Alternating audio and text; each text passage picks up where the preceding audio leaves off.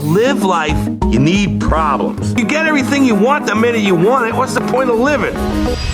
Alright, tell me if this has happened to you before. You sit down after a long day of work to watch some cartoons. You've been hyped to see this cartoon for months on end. You get your snacks, you shut out the outside world, and you zone in on this one thing. After you watch a series, you make a mistake to see what social media has to say about it. But no one is talking about the actual contents of the show. But there is millions of people discussing hidden Easter eggs, fan theories, future predictions for how this show ties into the multiverse. I didn't even know there was a multiverse, but okay. Twitter is on fire because there was no backstory in the main character's dog, but at the same time, Twitter is calling the show too woke. And then the round table on YouTube is talking about how extra nigga 456 is somehow ruining the franchise. And you're just like, damn, did we watch the same show? Lore has always been a huge factor to a fan base's enjoyment of an IP. When a franchise takes their world building and characters seriously, it creates an easy layup to explain unanswered questions and side stories of key moments in history within that universe. Obviously, this still applies to cartoons. Some of my best memories of watching cartoons are just being in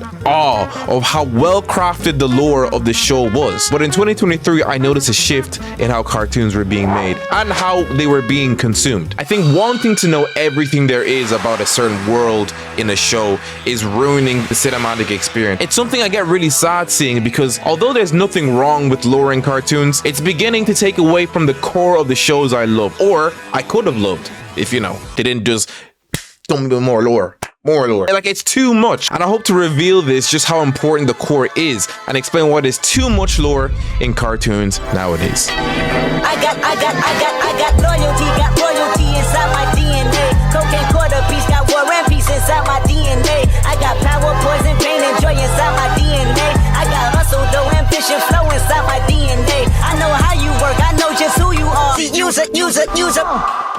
There is an obvious problem when you leave a movie like Across the Spider-Verse, and instead of geeking out over the fight scenes, the animation, the art style, you're mad because it didn't cameo the next big bad villain in the verse show up at the end saying, "Who's this Spider-Man? And why is he black?" The reason why I'm even making this video is because I saw this problem again during the most recent showing of the Adventure Time spin-off, Fiona and Cake. And I really enjoyed it. And I thought the rest of the Adventure Time fandom would too, but not what I saw when I went online. What's up with Prismo literally glitching like that in the final episode? Will we get an explanation for this 5 years later too? Like, bro, what? All these opinions share the same sentiment that Fiona and Cake need to tie into the Adventure Time timeline better. And to this I say, you stupid books. We got a fresh new cartoon in a world as expansive and interesting as Adventure Time, and you guys want more Finn and Jake content? We got 10 seasons, 3 specials, and you still want the same shit? But to be honest, I can't call you stupid fucks because I'm the same way, just not with Adventure Time, with other media. You get what I'm saying? I've rated a lot of Star Wars spin-off shows not based on the actual quality of story writing and content, but on the epic cameos and exposition we get. I'm a bit pretentious in that category, I can't lie. Like, doing this, we end up being in this sadistic cycle where we are constantly being drip-fed the same setup for the next movie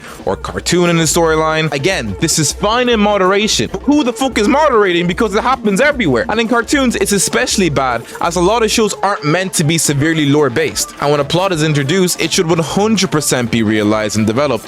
But setting up the next spin-off while you haven't actually developed the current one, I'm not gonna lie, it's crazy to me. Imagine if Avatar had full-length episodes exploring the backstories of the different avatars other than Aang, but we still had the same 60-episode length. Bro, we would not love the main cast as much as we do because they got the small moments where we're able to say, oh, that's a little bit of development right there, instead of being shoved down our throat. Hey, remember this guy? He doesn't matter, but we're gonna show here because he's got a cool backstory, but you know, he's dead. Fans have openly booed shows that don't explain how everything has come to be and call it lazy or childish writing. And in some cases they're wrong, but in the case of this show, they're right. I love Fiona and Cake, but I felt like the writers only realized that they've opened up Pandora's box that is Multiverse Theory, and then they have to quickly wrap things up poorly in like 40 minutes. You expect me to believe a ragtag group of teenagers is taking on literal keepers of the multiverse? I ain't gonna lie to you, it's kind of stupid. Unless don't care.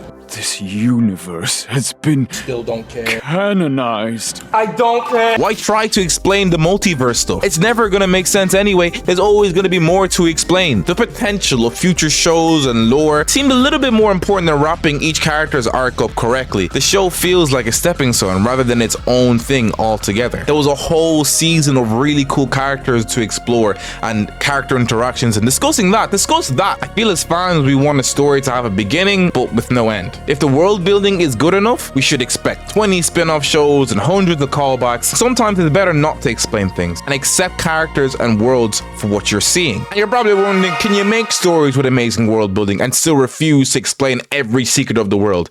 And to that I say, yes, you can.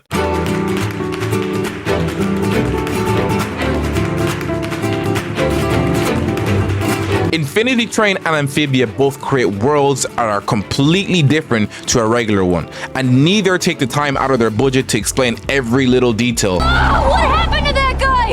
You're in kind of a bad place right now. Why would they explain the creation of the Infinity Train? It's there now, and that's all that matters. It would be nice to know where this creepy never-ending train is going, but maybe it would ruin the magic. Why is there a parallel frog world that once upon a time had technology to wipe out the human race? I don't care. The main character doesn't care. The main character doesn't even have both of her shoes, let alone a grasp of her reality. This lack of intricate detail doesn't take away from the story at all. How can you still be left with intrigue and awe for a story if you know every character detail, every backstory down to its lore, accurate science? I'm not asking you to turn off your brain and never look for a multi-part story being told, but I can't really appreciate a story and its characters if you're only hype and interested because of what it could potentially lead to. I know it's not the 100% fault of the consumer, but you can't get mad for studios putting out mediocre stories, because oftentimes that is the sacrifice when certain shows want to tie back into what usually is a very messy multiverse. Aang wasn't the first Avatar to be curated, and his lifetime is just a drop in the whole span of the world. I felt the 100 years he was gone.